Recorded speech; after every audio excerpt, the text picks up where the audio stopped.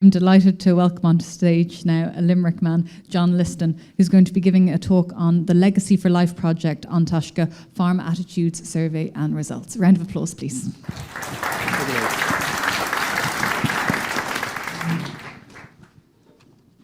Thank you, Hannah. Ladies and gentlemen, thank you. How do you follow John Sweeney? I remember hearing John Sweeney at a talk in Clare at a farmers' meeting a number of years back, and John spoke of very much what he spoke of today. He finished his speech. The chairman stood up, acknowledged that there was problems, but then proceeded to say, apart from that, everything is grand, and we'll go on to the main problem tonight, the suckler cow premium problem. So, but everything isn't grand, and we've come to realise it more and more. So, just to introduce myself and this, what I'm speaking about today, the project Legacy for Life on Taisce project. It's the brainchild, actually, of John Sweeney. It's, I have it here. It's, I suppose, an attempt to balance the bad news with what we can do to mitigate what's happening. On Taisce possibly has a bad name. There'll be a certain amount of antipathy to it in agricultural circles. I suppose a bit like Gerry Adams going to a 12th of July party. Wouldn't go down well. The project started last spring, in 2022. I joined it that time. Like Gerry Adams, I wasn't a member of Taisce. But the project started, and it had three strands to it. It was funded by the EU, the Legacy for Life project, the Department of the Environment, and the Department of Heritage. The first strand of it was in pond biodiversity, where the promotion of pond building in public lands to educate people, to provide information, to generate interest in it for schools, younger people, older people, etc. It's opened people's eyes of what can be done. For an instant hit for biodiversity, a pond is a number one candidate. A response pretty quickly. Now it's on public lands, the project, but going around visiting farms, amazing the amount of farmers that have an area of wetland, they created a pond or a stream. Nobody really knew about it. When I asked them, yeah, you have a pond here, you don't really talk about it. Well, we're down at a pub or we're at a Chagas meeting, guys talking about 1,500 gallon cows and 140 horsepower tractors. You don't really mention ponds, but I think now is the time for them to come out, as it were, and mention all the what they're doing on the farm to help the environment and to drive it on. It's, if you look at what you can do with water, like I say, it gives an instant hit for biodiversity. Look at what it can do on a farm. If people can keep a water body over the dry summers, look what it does for biodiversity. Look what it does for insect, the bird life, the animal life. It creates, you're improving the farm. It's that area of the farm that people like to go is to see nature. And we'll talk more about it later on in our farms that we visited and highlighted in our booklet, which is available there at the back. You'll see those farms. So our team with this project, Enhancing Farm to Fork, members made up of Ellen O'Hora, Fran Loughran, Karen Mahan, who I'm delighted is here today. We've also two new members, Finn van der Aar and Melanie Brown. Melanie is here as well. Melanie is an ecologist from New Zealand, and she's also moderate scrum half and a great knowledge of rugby, especially after the New Zealand beaten us. She hasn't spoken much recently, but she will in time.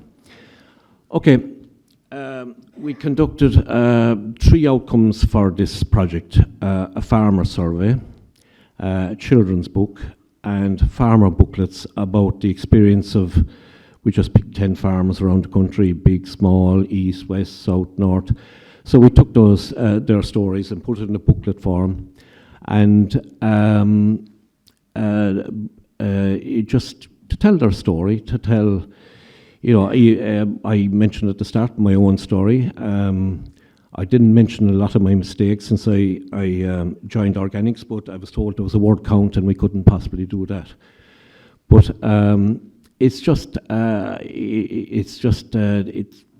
it's for people to identify with. You have the same preconceptions of organic and worrying about it and all that, but listening to other people's stories, you know, it's a support system for going forward in organic.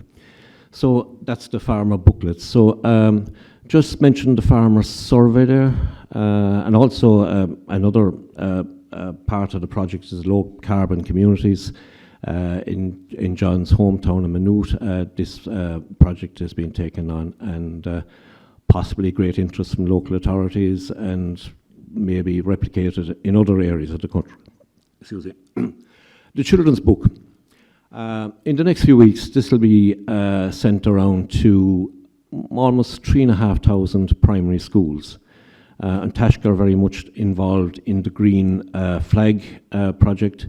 They run it actually. So children, primary school children, will get to know about life on an organic farm. And it's in, you know, this, what should I say, time of promoting organic farming. It's great to get people of a young age to see and read about neighbouring farms and what's life like is in an organic farm. So 3,500 primary schools, roughly 90% of primary schools will have access to this booklet in the next few weeks. Getting back to the farm survey, it was held last in spring 23. I won't bore you with so many different statistics, how many percentage of farmers wore a blue jumper when they were reversing the tractor backwards. So we'll just go to what I picked out, 4 main topics. And the motivation to farm organically, it was from environmental concerns. That was the number one. People have taken on board what people like John Sweeney has been saying over the years. So they have concerns. So they are going to farm organically. The second choice then, or second reason then, is the payments to go and farm organically. In the long run, it will be profitable, reduce inputs, be more resilient, and the OFS payments are a help to transform that. Lifestyle and other reasons also are very much accounted for there as well. And we looked forward then, if we looked there, the challenges experienced, the management, the, better put on my glasses, not helping, the cost of conversion, the knowledge, the access to knowledge,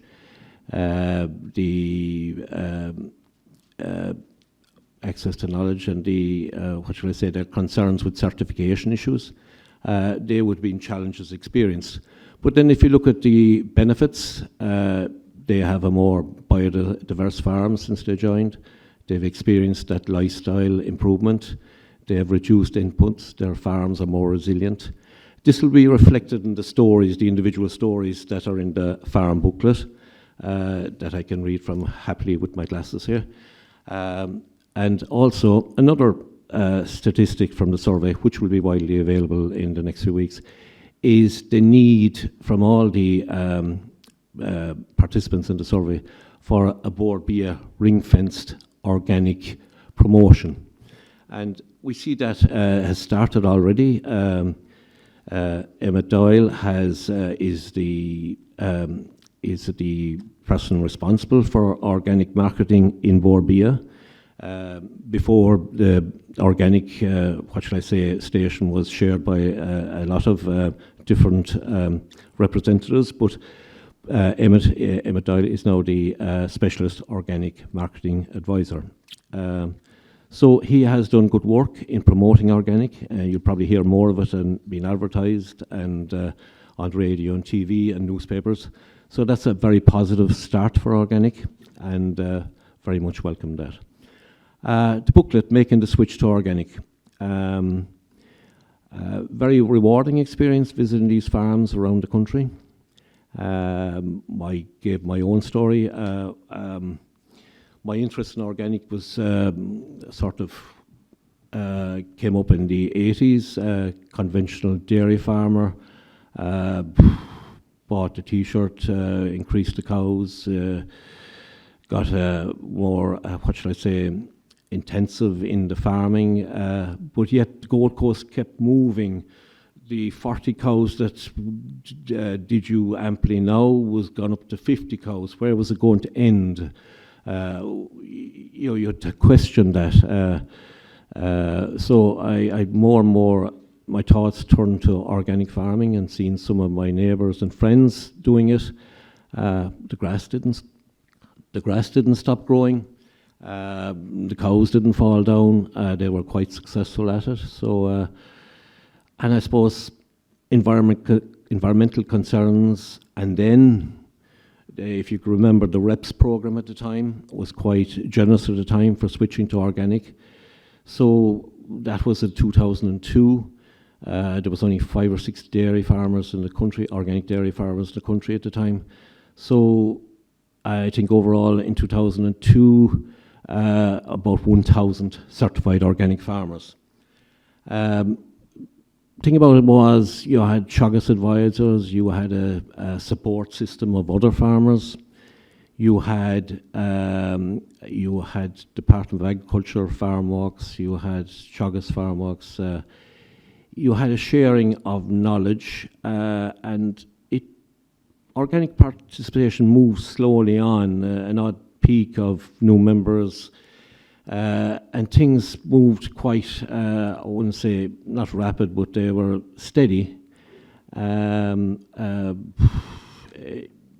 number of dairy farmers increased. It was also part of the foundation of the Little Milk Company, where there was no real market for summer milk only, and most dairy farmers do not want to milk over the winter.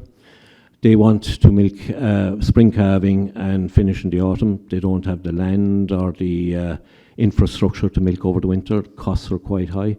So the Little Milk Company was set up to market the produce, which was cheese, which we came up with, very much helped by Knott's advice. Enterprise Ireland, Board BIA were very, very helpful as well.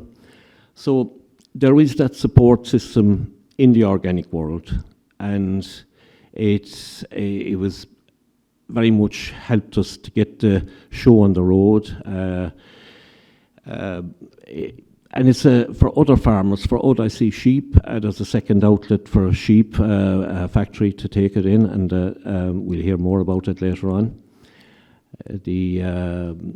That's where our dairy is at the moment, and as of today, I think there's about 80 organic dairy farmers in the country, and that's given a critical mass. That'll hopefully find other products to market, hopefully increase that scale, which makes opening plants and keeping them running doable for processors.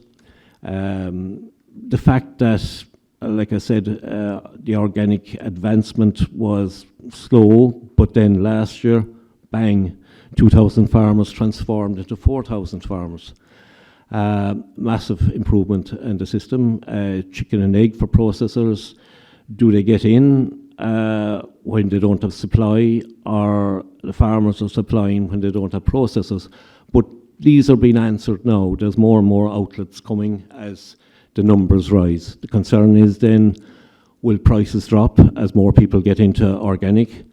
But that's been answered with the promotion of organic, with the budget not only given to farmers, but also being promoted to consumers. Just going through the farms we visited. First one, John Purcell's farm, there in the Golden Vale, near Cashel. Beautiful farm, top-class land. John, his journey to organic came from visiting open days on other farms. He became convinced that it was a good idea to go organic, and at the time it wasn't very well received by his family. What are you doing organic? This is just another alternative enterprise. I'm sure you've all experienced it, that this is like miscanthus, or this is like venison, and short burst, and after a few years it'll die away. But people forget that organic, you have a safety net there. Organic, if you can't sell it organic, you can sell it conventionally. If you don't have a market for venison or a processor, you're stuck with it. But John converted to organic. He bought into the Good Herdsman plant in Care. He's managing director of it now. So he biggest problem was getting cattle for the winter. He ran an operation where he was importing a lot of organic feed to feed the cattle. But over time, with, I suppose, the knowledge of John Fennessy, the farm manager, grew all his own feed. He grows red clover. Red clover, he said, is good enough to finish your Angus or your Hereford cattle. Combi crop is growing to finish the continental cattle. You have a rotation. He has planted a phenomenal amount of trees. He's put in an integrated wetland system. He has highlighted the features of the farm, the ringfort, the mass rock, the old hedgerows are left grown taller and wider. He has put in a visitor centre on his farm. It's a model farm, and we talk about Bord Bia marketing and all that, but John gets his customers, the final convincing of it is that they visit the farm, they see the biodiversity, they see the improvements in the wildlife, and it's the final argument is over. We like what you're doing here, we will buy your product. And maybe in the future, Bord Bia will do a marketing exercise on it, with maybe some famous actor portraying John. But it's what should I say? It's what we can do on our farms to promote the marketing of it. Marketing is often seen as papering over the cracks of an inefficient or not so well managed production system. But seeing a farm well run and in an organic system, that's your ultimate marketing, So that's John's story. We have his visitor centre is well worth going to see. About 20 years back, when they were doing some work on the farm, they found Bronze Age tools on the farm. It's in the National Museum now, but in the visitor centre, you can see pictures of them. So it just goes to show farming has been there for thousands and thousands of years. Those Bronze Age tools are probably used to make brass tags for the cattle. We might move over here and take some questions from the floor, because I'd say there's a lot regarding the Taisce survey and results. So we have about 10 minutes now for questions. So we head over. I just run through a few other farms, if you don't mind. Well, why don't we name the farms and people can talk about the different areas? How about that? Okay, Clive Bright in Sligo, totally opposite to John. Clive is farming in an upland area. He was, what should I say? He had a sort of a normal enterprise where the cattle were housed over the winter, but he halved his numbers, went back to a traditional breed of cattle. He in as much as possible, winters them out. He used the local butcher to sell his meat direct. He's very big into agroforestry as a way of combating the rushes on his farm. He has created pond life on his farm, gives the cattle clean water. He was on a group system before. Cattle didn't like the chlorine in the water. They prefer a natural water system. Ross and Amy Jackson here on the tip Offaly border into sheep, wheat, tillage. Various systems they've tried out in battling parasites with their sheep, well worth seeing. Celine and Alex McKenzie, totally different again. They're an upland farm in Wicklow. They also, as Sean mentioned earlier on, the need for agrotourism. They have shepherd's hut, hot tubs, and beautiful view over seeing out to the Irish Sea and over the Wicklow Mountains. They have made their farm full-time job. It wouldn't be seen as a full-time enterprise, but now it is because of being an organic. John McHugh, dairy farmer in Laois, had 140 cows, had increasing bills in fertiliser feed and worryingly veterinary, halved his cows, practices shortgrass grazing system. His outputs are low, but he's zero inputs, doesn't reseed, lets nature take its course, has a lot of pond features, water features, also has an interesting aspect in the farm. It's very like allotments, but local Eastern European community take tracts of land from him. They grow their veg, their potatoes, but they work like a metal system. They each help each other in the harvesting and planting. Works very well. Very good system to see. Sean Condon, been in organic a number of years before. He was in a once-a-day milking system. He changed to organic, works in very, very well. His inputs are really low. His wildlife, his ponds, etc. Interesting question to put to Sean and to John as dairy farmers. With the high prices last year, would you have made more money? And John McHugh's response was, I would have made a lot more money, but I would have had a much higher debt. And with prices having reduced now this year, you're still with that major debt. So it's the resilience of producing the inputs from within your own boundaries. Owen and Mimi Crawford, a micro farm, producing raw milk, poultry and pigs, etc. Very much two full-time jobs on a small scale, very well worth seeing. Mark Glanders in Monaghan. Thing about Mark is in Drumlin land, you'll see golden fields in the middle of Monaghan, Drumlin country. Mark's growing wheat and barley and combi crops, doing it very, very successfully. Added value to his product by milling his own wheat, and it's available in a lot of shops, and he's doing quite well. Once again, he said if he wasn't in organic, he would only be a part-time farmer. Jim Cronin, not doing him justice, I'm going through pretty quickly. Jim should be made a national monument. He's been in organic since the 1916 Rising, and he's imparted so much knowledge. Jim and the Organic College, Jim McNamara, have imparted so much knowledge to young growers and people starting off. John mentioned Jenny Watkins and Janet Power. We visited that farm. John was with us, and they're based near Gorey, and fantastic model, small amount of land, two very well qualified young women. Started off there an acre and a half, back into rural Ireland, providing very healthy food, salad leaves, simple system, year round, 52 weeks a year. They supply shops, restaurants, very consistent, make their own compost.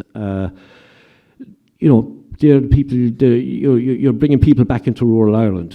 The opposite was the case, where they would have stayed and worked in big cities and high-paying jobs, but they're back making a very good living, selling salad leaves. People appreciate it. They're getting salad leaves that are growing without chemicals, without fertilizer, without put into a bag and shipped 2,000 miles. So people appreciate that. So their enterprise could be replicated across the country, and it would be very much welcome if they were. Excellent. Okay, questions, please. Hands up.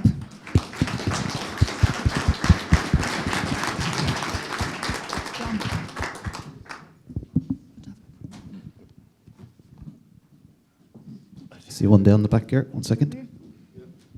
Is this on? Hello. Great. And if we could get your name first, that'd be brilliant. John Kersey, Waterford. Good presentation, John. As you mentioned, I think there are about 80 organic dairy farmers in the country, out of a pool of 18,000, I think.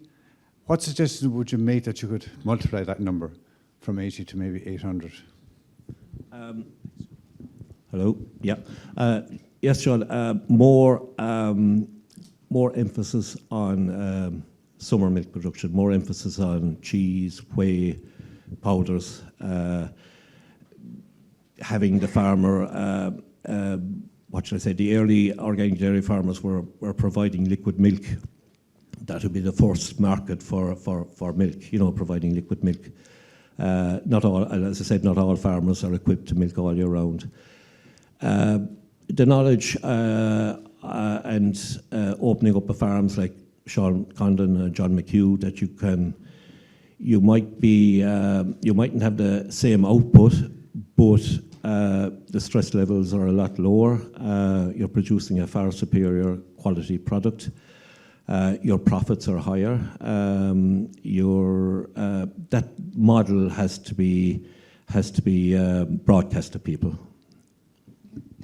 I think as well we're going to have Minister of State Pippa Hackett here later, who obviously has a special remit over organics. So if people have questions in their head to ask her later, she hasn't given us the full go-ahead. We're hoping that she'll take some questions from the floor, so think about them. Okay, next question, thank you. Yeah, thanks, John. Jim McNamara, Drumcolliher and the Organic College, but now escaped and emeritus or whatever else you call it. Yeah. Anyway, great, lovely presentations. Just want to thank everybody involved and to thank John for being such a great advocate too over the years and the support for new students and people starting up.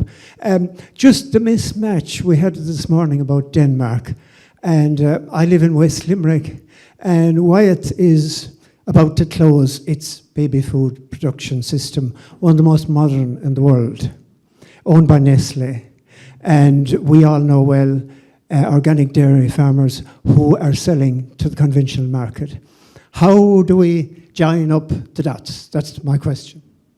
Can we get the little milk company to buy Wyatt? Yeah, well, it's like chicken and egg. The processor won't get involved unless there's enough farmers. So get the dairy farmers to convert and show them even to farm organically and sell conventionally, you're still better off. And then you create a pool, and then the processor gets involved. Was it important for you to be a bridge between An Taisce and farmers? Because like you said, An Taisce entering the farming ring, they're not always the most welcome. Again, I repeat, I was not a member of An Taisce before I started this project. Okay. Seriously, it's a great. An Taisce recognise and the need to engage with farmers. The need to engage with rural Ireland. They have unfairly at times been seen as a killjoy to, stopping modernisation of things. So it's good that and John's brainchild of the project. It's a good way of bridging the communities, getting like all those farms to be featured on the booklet. They all had access to, if they were selling off the farm, we featured them on An Taisce booklets and all that. So you're bridging consumer and the farmer. So that was one way of doing it, Okay, we have time for one more question before lunch, if there is one. Anybody else over there? Yeah, just for Agland again. Just a quick point there. You mentioned bridging. I think it comes out to the whole point about bridging between conventional and organic. You mentioned producing organically and selling conventional. Now, is that viable on a long-term basis? Or do you see that the way is going? People are going to switch to organic farming and still sell into conventional market rather than just rely on an organic distribution system? The reason why I say that, you have payments in conversion payments to help people over that, and you also have your normal payments after that. So between the payments, and we've seen it on farms, we've seen it where they've got rid of the massive fertiliser, feed bill and veterinary bill. Well, their output might be down, but as you'll hear later on, Kevin O'Hanlon, he's just producing as much as any conventional dairy farmer. But my point is, a processor won't just start up if he hasn't enough organic farmers. It's create the pool which you can draw from. And in the short term, show how you can make money from farming organically and supplying conventionally. Okay, round of applause please everyone for John Liston. Thank you very much.